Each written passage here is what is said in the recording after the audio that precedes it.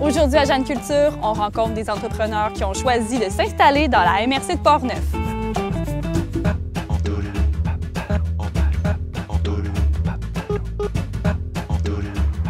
Patrick Roy, on se retrouve aujourd'hui dans ton atelier de Portneuf. Tu es nouvellement propriétaire d'un superbe atelier en face du fleuve, un atelier de céramique. Tu es potier, mais tu es également chef, céramiste qui a déménagé il n'y a pas très longtemps dans la région pour ouvrir sa boutique, mais aussi son atelier. Dis-moi, qu'est-ce que ça implique dans ta pratique de changer d'air puis d'arriver à la campagne comme ça? Oui, bien en fait, c'est une grande liberté. Tu sais, je suis face au fleuve. Je peux me sentir n'importe où. Tu sais, je peux me retrouver en Islande, tu sais, l'hiver avec la belle falaise, les bateaux qui passent, la glace, c'est vraiment le fun. J'ai un chien, fait que souvent, avant de commencer ma journée de production, bien, on va se promener sur le bord du fleuve. Puis là, bien, tu sais, on se détend, puis on se met, tu sais, dans une atmosphère de travail, de réflexion sur ce qu'on va pouvoir faire par la suite avec la terre.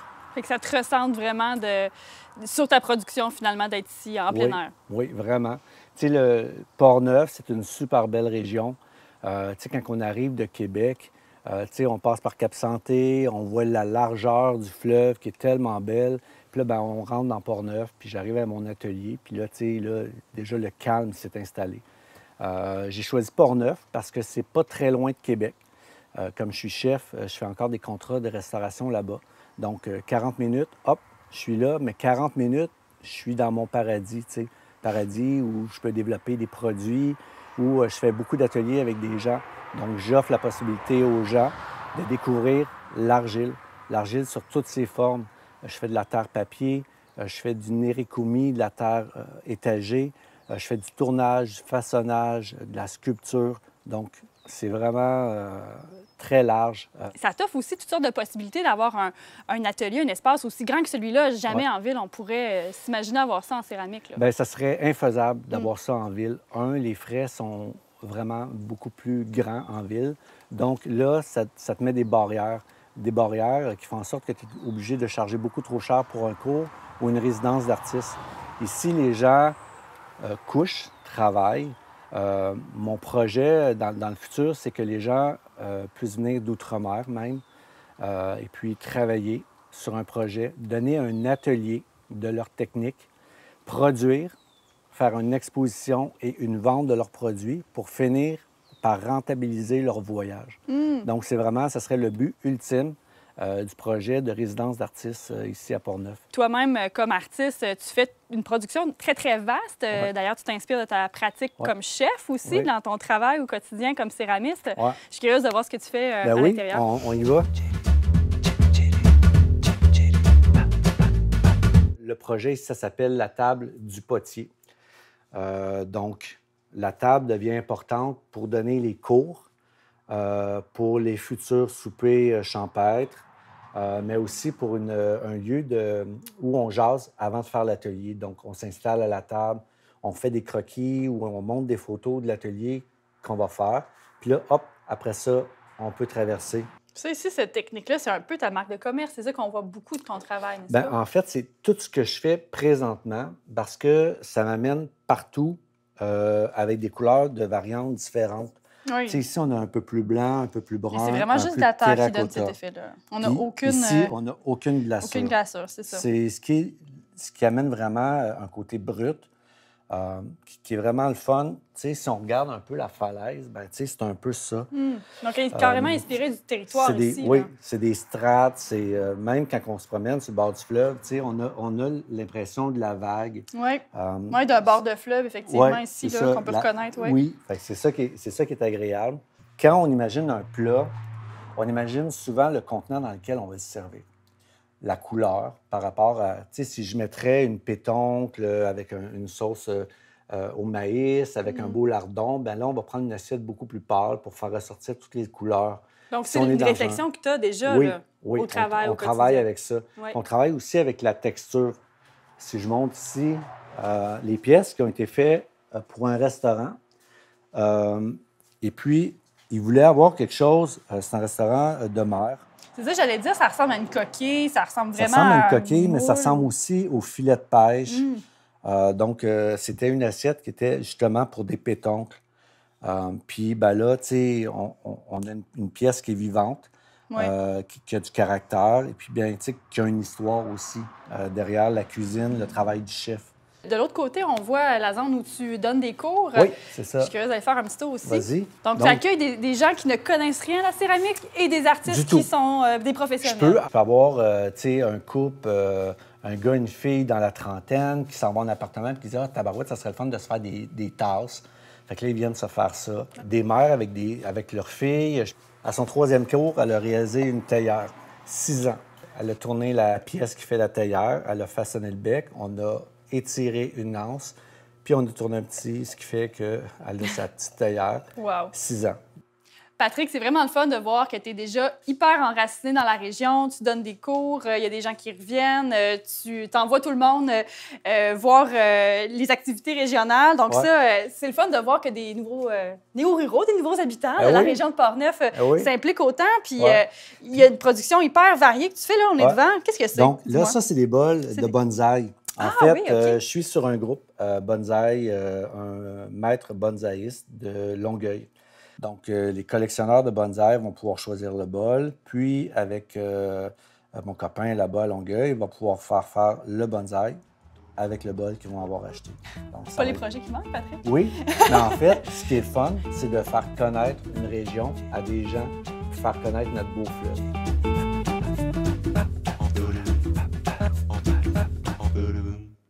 Plusieurs mouvements de population ont forgé l'identité québécoise au fil des siècles.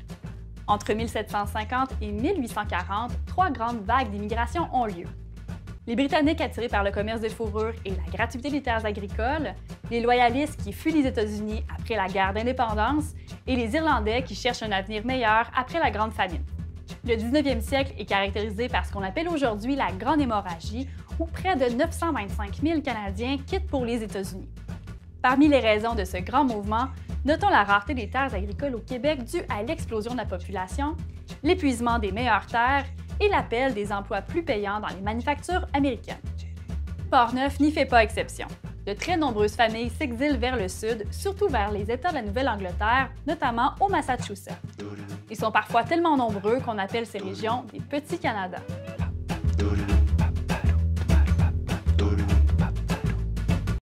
Félix Dumas, on te retrouve ce matin sur les champs de la ferme La Baigneuse, une toute nouvelle ferme maraîchère et une ferme de fleurs aussi à Deschambault, que tu as parti avec Alexandra Fizet. Vous êtes copropriétaire de ce nouveau projet dans la région de Portneuf. Dis-moi, ça doit faire un certain temps que ça mijote dans votre tête. On ne part pas un projet maraîcher du jour au lendemain. Parlons un peu de tes démarches là, pour t'en venir dans la région. En fait, Alexandra et moi, on travaillait les deux dans le milieu de la restauration à Québec, puis on avait envie comme de changement, puis d'aller plus vers l'agriculture et tout, puis travailler avec les restaurants, mais d'une autre façon. Fait que les deux, on s'est inscrits au Cégep de Victo en agriculture biologique, puis de fil en aiguille, on a appris à se connaître justement, puis on a décidé de partir le projet agricole ici à Deschambault-Grondines. Puis dis-moi, pourquoi Deschambault-Grondines? On le sait, il y a un problème important de terres agricoles cultivables pour les petits producteurs comme vous. Vous avez à peu près un acre en culture ici. Comment on fait pour trouver ça? Nous, c'est vraiment une coïncidence. En fait, c'est les amis des parents à quelqu'un avec qui on étudiait qui cherchaient de la relève agricole pour pour partir un projet sur leur terre. Qu'est-ce qu'ils proposaient, ces deux personnes-là? C'est de location avec promesse d'achat. Donc, nous, on loue une certaine parcelle sur la terre, puis ça nous permet de démarrer notre projet. C'était impossible là, de démarrer un projet en s'endettant puis en ayant des importants versements à faire à chaque mois. Donc, c'est vraiment ça qui nous a permis de démarrer là, ici. Portneuf, moi, c'est un coin que je venais de plus en plus souvent, puis j'aimais vraiment beaucoup, puis Alexandra aussi. Donc, ça a vraiment bien à donner là, de tomber ici. Là. Oui, vraiment. Écoute, c'est magnifique. Vraiment, les champs sont super beaux. Tout bien ordonné avec des fleurs aussi. On voit que la baigneuse, c'est ça, c'est pas juste maraîcher. Qu'est-ce qui vous distingue un peu comme entreprise agricole? Ben nous, on fait une quarantaine de variétés de légumes de champs, mais on a aussi intégré une quarantaine de variétés de fleurs pour justement se diversifier encore plus. Puis on sentait que dans la région de Québec, il y avait peut-être la demande un peu pour la fleur coupée et tout. Puis on voulait comme sauter sur l'occasion. Puis c'est juste plus beau, c'est plus fun de travailler dans le champ avec des fleurs. Fait que, non, c'est vraiment chouette. Oui, ça fait des champs très esthétiques. En tout cas, qu'est-ce qui a fait qu'à un moment donné, tu dis non, moi, je vais partir en campagne, j'arrête ça, ma vie en ville. Là. Donc, l'espèce de moment déclencheur pour vous deux. Je dirais que c'est comme... ben, pour ma part, en tout cas, c'est vraiment l'appel de l'autonomie. À un moment donné, j'ai ouvert mon frigo, j'ai dit, OK, j'ai rien fait de ça. Puis je me suis comme dit, j'ai envie de participer à ça, à mon alimentation, à ce que je fais. Puis en fait, l'agriculture, ça me permet de vivre à la campagne, puis ça répond vraiment à mes besoins. Donc, je pense que pour Alexandra, c'est un peu ça aussi, là, le retour à la terre, l'autonomie, participer à l'alimentation locale et tout. Ça résonne plus en nous. Fait que c'est ça. Puis aussi, la restauration, on n'est pas parti parce qu'on était tannés, mais c'est de participer d'une autre façon. Là, travailler avec les chefs qui, eux autres, prennent le relais, transforment les produits locaux. C'est vraiment une cool collaboration. Oui, c'est ça. Puis des petites surfaces comme ça ici, ça te permet de presque connaître tout le monde à qui tu vends. Oui, c'est ça. On travaille avec des restaurants, mais beaucoup de restaurants, mais c'est tous des gens qu'on connaissait, donc beaucoup de bouche à oreille. Après, on a quelques abonnés qui viennent chercher leur panier à chaque semaine. C'est une formule assez flexible. C'est une carte cadeau, puis les gens viennent la dépenser au marché chaque semaine. Puis on a installé 2 marchés dans des endroits où il n'y avait pas de marché, donc ça crée un peu de récurrence. Les gens reviennent, puis on revoit pas mal le même monde, fait que c'est vraiment chouette. Chaque mercredi, on va livrer les restaurants. Ensuite, on fait un autre marché à Limoilou. Puis le samedi, c'est notre gros marché là, sur le parvis de l'église Saint-Jean-Baptiste à Québec. Bien, écoute, Félix, moi, je suis curieuse quand même d'aller voir un petit peu les champs puis que tu nous parles de certains des légumes préférés oui, absolument. ou de tes fleurs de prédilection. Donc, je ferais peut-être un petit tour des champs avec toi. Ici, par exemple, on a les sucrines. En fait, c'est comme des bébés romaines. Le cœur va devenir super dense. Puis c'est vraiment chouette. Ça pogne beaucoup auprès de nos clients puis des restaurants parce que c'est comme des laitues qu'on peut faire griller. Donc, puis ça reste super croquant. C'est super bon. Donc... Et ça vous donne des idées de recettes, travailler avec les restos, en tout cas? Oui, c'est ça, exact. Bien, souvent, on leur vend des produits, on voit des photos de ce qu'ils font, puis c'est vraiment intéressant. Oui, absolument. Puis sinon, bien là, on peut voir derrière les pavots là, qui sont en fleurs en ce moment, qu'on fait certains bouquets avec eux. Sinon, ici, il y a... petits brocolis. Broccolini, oui. Broccolini, c'est ça. Qu'on trouve vraiment savoureux. Donc, ils font plusieurs tiges, on les récolte, on les vend en bouquet. Donc, c'est vraiment un produit qu'on aime beaucoup.